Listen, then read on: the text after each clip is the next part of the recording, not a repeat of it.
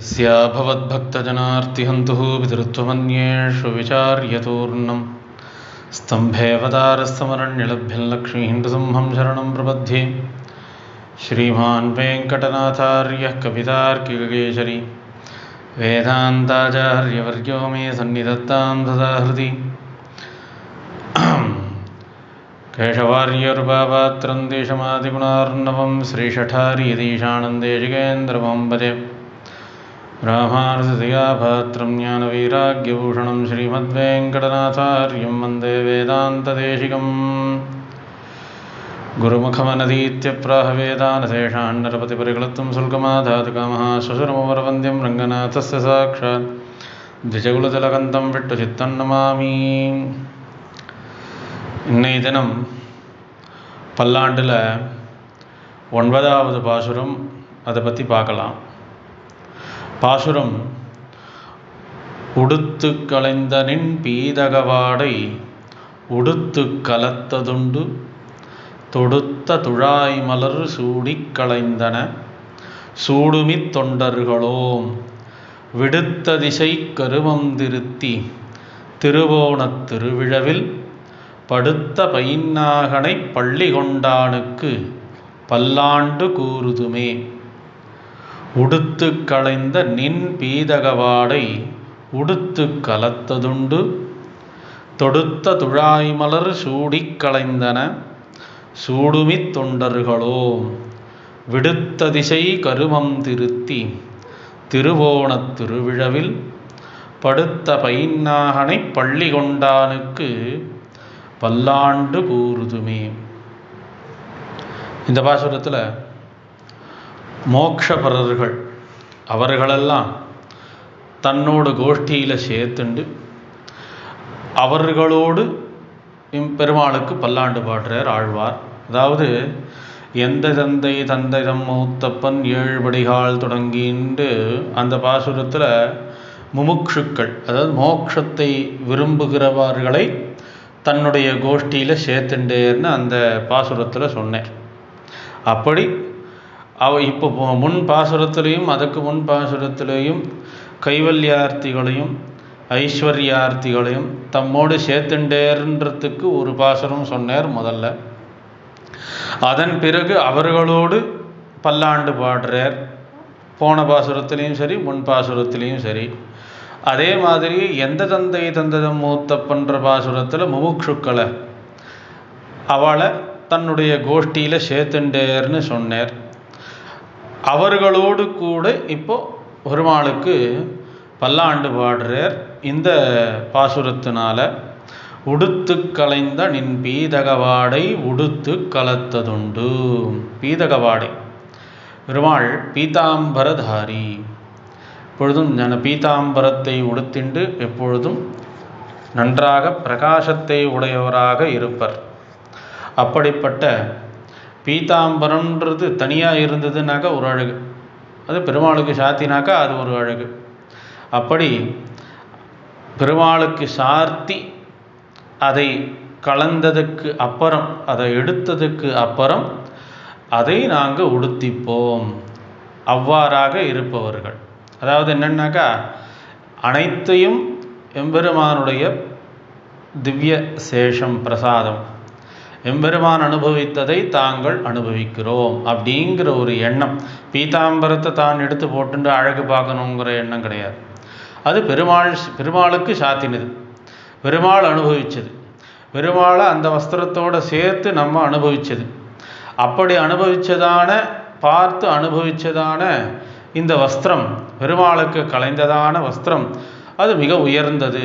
அது நம்ம போட்டுட்டோம்னாக்கா இன்னும் சிரேஷ்டமாக இருக்கும் அப்படின்னு நினச்சி ஒரு பக்தியோடு, பக்தி ஸ்ரத்தையோடு எம்பெருமான் உடுத்தின பீதாம்பரத்தை களைந்த பின்பு, அவிழ்த்த பின்பு தான் எடுத்து சாத்திக்கிறது அப்படிங்கிறது இவா ரொம்பவும் கடைபிடிச்சுண்டு வர்றதாக ஆழ்வார் அனுபவிக்கிறார்.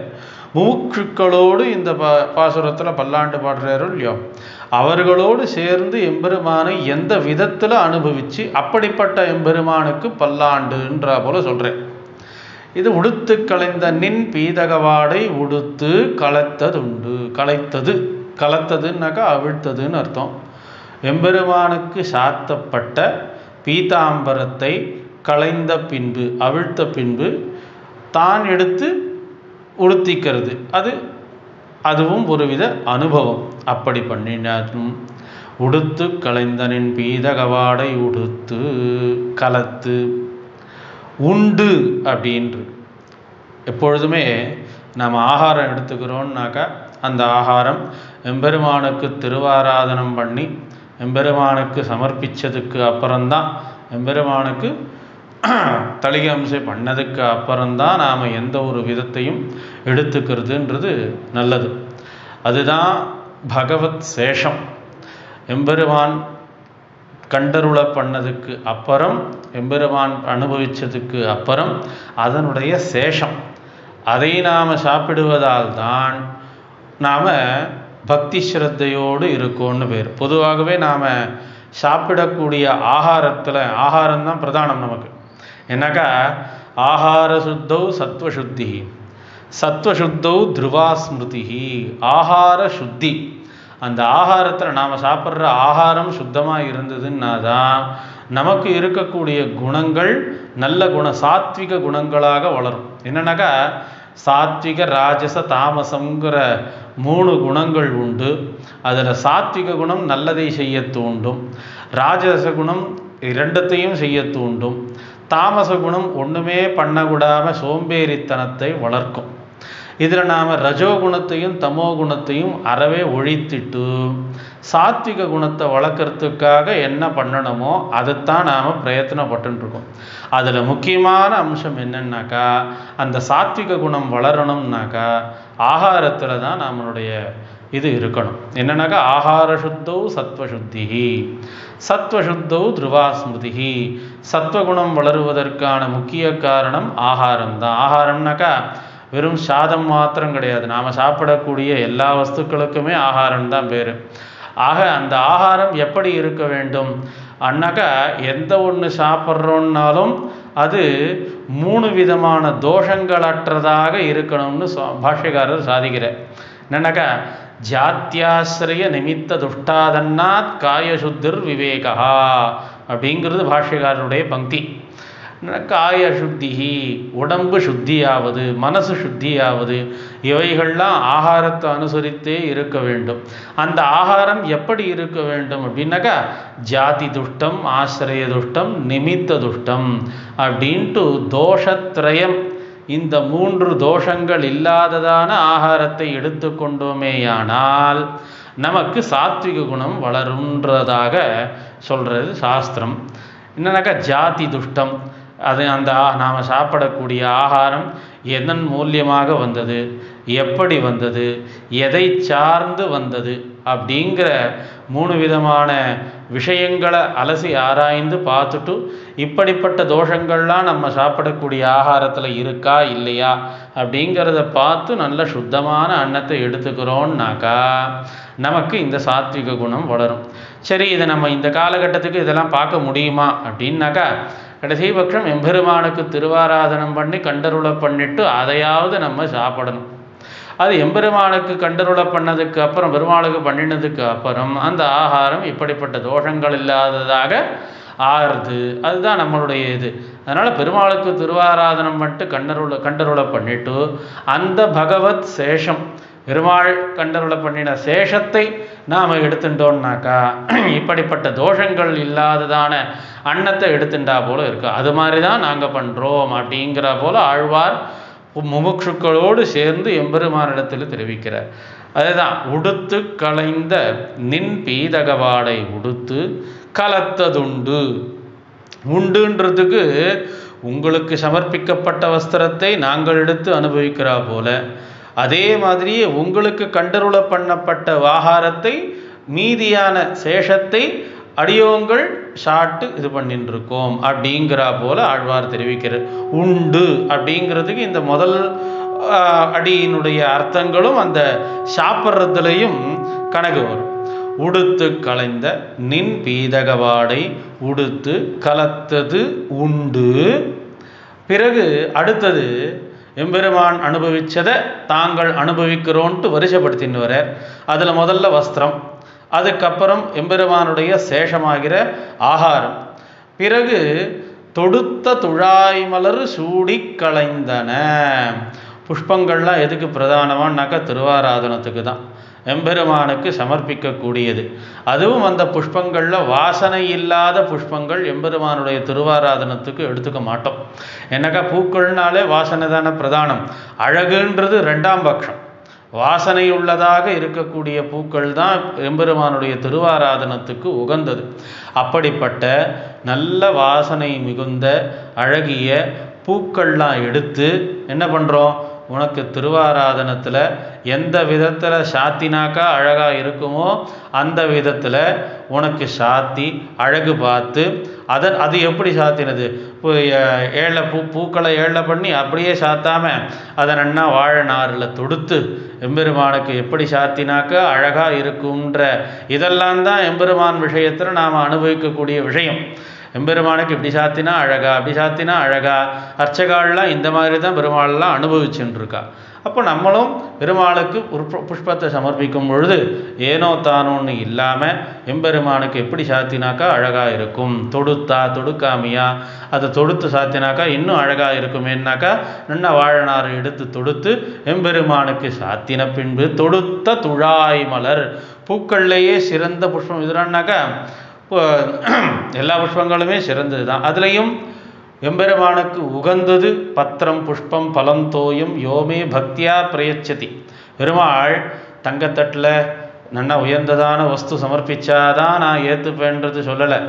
அவரவர்களுக்கு சிரமப்படாத சம்பாதிக்கக்கூடிய வஸ்துக்கள் என்னென்னலாம் உண்டோ அதெல்லாமே பக்தி ஸ்ரத்தையோடு சமர்ப்பிச்சாக்கா உயர்ந்ததான பொருட்களை சமர்ப்பித்த அளவுக்கு அதனுடைய அதுக்கு சமமாக இருக்கும். அதனால் பணத்தை செலவு பண்ணி சிரமப்பட்டு எடுத்துன்னு பெருமாளுக்கு சமர்ப்பிச்சாதான் ஏற்றுப்பேர்ன்றது கிடையாது. பத்திரம் புஷ்பம் பலம் தோயம், அங்கே முதல்ல எடுத்த உடனே பத்திரம்ன்ற இது சொல்லியிருக்கேன். பத்திரம்னாக்கா இலைன்னு அர்த்தம்.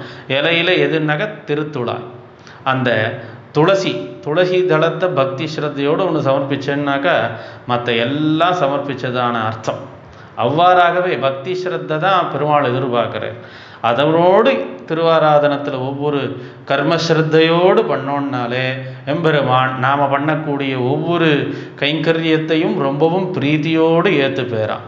அப்படி தொடுத்த துழாய் மலர் சூடி களைந்தன, எடுத்த எடுப்புலையே நான் போட்டுக்காத, அதை உனக்கு போட்டு அழகு பார்த்து திருவாராதனத்துக்கு அப்புறம் அதை களைந்து அடியோங்கள் சூடுவோம். தொடுத்த துழாய் மலர் சூடி களைந்தன சூடுமி தொண்டர்களும். இவ்வாறாக உனக்கு அனுபவித்த உனக்கு உபயோகப்படுத்தின பொருள்களையே தான் உன்னுடைய சேஷமாக எடுத்துக்கொண்டு நாங்கள் உங்களுக்கு தொண்டர்களாக இருக்கிறோம். தொடுத்த துழாய் மலர் சூடி களைந்தன சூடுமி தொண்டர்களும். சூடி களைந்தன சூடும், உனக்கு சாற்றப்பட்டு பிறகு களைந்ததுக்கு அப்புறம் நாங்கள் சூடிக்கொள்வோம். அப்படிப்பட்ட தொண்டர்கள்னாக்கா எம்பெருமானுக்கு கைங்கரியம் பண்ணுவதை மாத்திரமே உத்தேசியமாக வைத்து கொண்டிருப்பவர்கள்னு அர்த்தம். எம்பெருமான் எப்படி என்னென்னலாம் பண்ணணும், எப்படி பண்ணாக்கா பிரீத்தி அடைவர், என்னென்னலாம் அவருக்கு வேணும்னு சொல்லி கேட்டு பண்ணுறதுக்கு அப்புறம் பண்ணணுன்றது இல்லாமல் சொல்லறதுக்கு முன்னாடியே, நினைக்கிறதுக்கு முன்னாடியே, பார்க்கறதுக்கு முன்னாடியே அந்த கைங்கரியத்தை செய்து முடிப்பவர்களாக இருக்கிறோம் அப்படிங்கிற அளவுக்கு சொல்ற. இந்த இடத்துல உதாரணத்துக்கு எம்பெருமான் இளைய பெருமாளை இந்த இடத்துல உதாரணமாக சொல்றா. பெருமாள் ராமன் தனக்கு என்ன வேண்டும் வேண்டான்றதை சொல்லவே மாட்டேறான். சொல்லறதுக்கு முன்னாடியே இளைய பெருமாள் எல்லா காரியத்தையும் பண்ணி அவருக்கு சௌகரியப்படி ஏற்று கொடுப்பேறான். இதை ஏன் பண்ணேன்ற மாதிரி கேள்வியோ, இதை பண்ணுறையான்ற கேள்வியோ, இது உன்னால் முடியுமான்ற கேள்வியோ கேட்கறதுக்கோ சொல்லறதுக்கோ, இது பண்ணுவியான்னு கேட்கறதுக்கோ இடம் கொடுக்காம இளைய பெருமாளுக்கு கைங்கரியம் பண்ணேறான். அந்த மாதிரி பெருமாளுக்கு என்னென்னலாம் பிரீத்தி கொடுக்கும், எதை பண்ணாக்கா பெருமாள் பிரீத்தி அடைவேர் அப்படிங்கிறத பக்தர்கள்லாம் யோசித்து பண்ணுறவர்களாக இருப்பவர்கள் தான் தொண்டர்கள். பெருமாள் பக்தர்கள் அப்படியாகத்தான் நாங்கள் இருக்கிறோம்ட்டு ஆழ்வாரோடு ஆழ்வார் மற்றவர்களோடு எம்பெருமானுக்கு பல்லாண்டு பாடுறார். தொடுத்த துழாய் மலர் சூடி கலைந்தன சூடுமி தொண்டர்களோம் விடுத்த திசை கருவந்திருத்தி திருவோண திருவிழவில். அப்படின்னா என்ன அப்படின்னாக்கா, பெருமாளுக்கு உகந்ததை பண்றவாள் பக்தாள் அப்படிதான் நாங்கள் இருக்கோம், பெருமாளுக்கு பிரீத்தி உடையவர்களாக இருக்கோம்னு அர்த்தம். அதில் எது வெறுப்படைய செய்யும், வேண்டான்னு விரோதியாக்க செய்யும் அப்படின்னாக்கா, சொல்லறத பண்ணலன்னாக்கா, வேதத்துக்கு விருத்தமாக நடந்துட்டாக்கா, நித்திய கர்மானுஷ்டானங்கள் பண்ணலன்னாக்கா, எது பண்ணணும்னு சொல்லியிருக்கோ அதை பண்ணாக்கா பண்ணணும், எதை பண்ணக்கூடாதுன்னு சொல்லுறதோ அதை பண்ணக்கூடாது, பண்ண வேண்டியதை பண்ணாமல் இருந்தாலும் பண்ணக்கூடியதை பண்ணாமல் இருந்தாலும் பண்ணக்கூடாததை பண்ணாலும் தப்பு தான். அப்படி இரண்டு விதமான விருத்தங்களையும் பண்ணாமல் விடுத்த திசை கருமந்திருத்தி திருவோண திருவிழவில். இன்னைய தினம் திருவோணம் புச்சம் கரெக்டாக அமைஞ்சிருக்கு. எம்பெருமான் திருவோண நட்சத்திரத்தில் அவதரித்து பார்க்கடல்ல அனந்த சயனத்தின் மேலே படுத்துன்றிருக்கிறவரான உமக்கு அடியோங்கள் சதா சர்வகாலம் பல்லாண்டு பாடுறோம். விடுத்த திசை கருமந்திருத்தி திருவோண திருவிழவில் படுத்த பைன்னாகனை, பைன்னாகத்தில் பள்ளி கொண்டிருக்கக்கூடியதான எம்பெருமானான உனக்கு திருவோண நட்சத்திரத்தில் திருவோணம் புனர்வசு இத்தியாதிகள்லாம் எம்பெருமானுடைய அவதாரம். இந்த இடத்துல திருவோணம்னு நட்சத்திரம் சொல்லி இருந்தாலும் அது ஒரு உபலட்சணம். எம்பெருமானா எந்தெந்த நட்சத்திரத்தில் அவதரிச்சிருக்காரோ அந்த நட்சத்திரங்கள்லாமும் இங்கே சேர்த்துக்கலாம். அப்படிப்பட்டவரானவர் என்ன பண்ணிட்டு இருக்கார், அனந்த சயனத்தில் சயனிச்சின்னு இருக்கார். அப்படி ஆதிசேஷனில் சயனிச்சின்னு இருப்பவரான உங்களுக்கு இந்த இது எப்பொழுதும் பல்லாண்டு பல்லாண்டாக ஏழி இருந்து எங்களுக்கு ரட்சிக்க கடவுதுன்ற போல பிரார்த்திக்கிறார் ஆழ்வார். இந்த விஷயத்தெல்லாம் எடுத்து சொல்லி ஆழ்வார் மற்றவர்களோடு பல்லாண்டு பாடுறாராம். விடுத்த திசை கருவந்திருத்தி திருவோண திருவிழவில் படுத்த பைன்னாகனை பள்ளி கொண்டானுக்கு பல்லாண்டு கூறுதுமே அப்படின்ட்டு இந்த பாசுரத்தில் முமுட்சுக்களோடு சேர்ந்து பல்லாண்டு பாடுறதாக இந்த பாசுரத்தினுடைய அனுபவம். கவிதார்க்கிக சிம்ஹாய கல்யாண குணசாரிணே ஸ்ரீமதே வெங்கடேஷாய வேதாந்த குரவே நமः. ஸ்ரீமதே ஸ்ரீவன்ஷடகோபஸ்ரீ ரங்கநாத யதீந்திர மகாதேசிகாய நமः.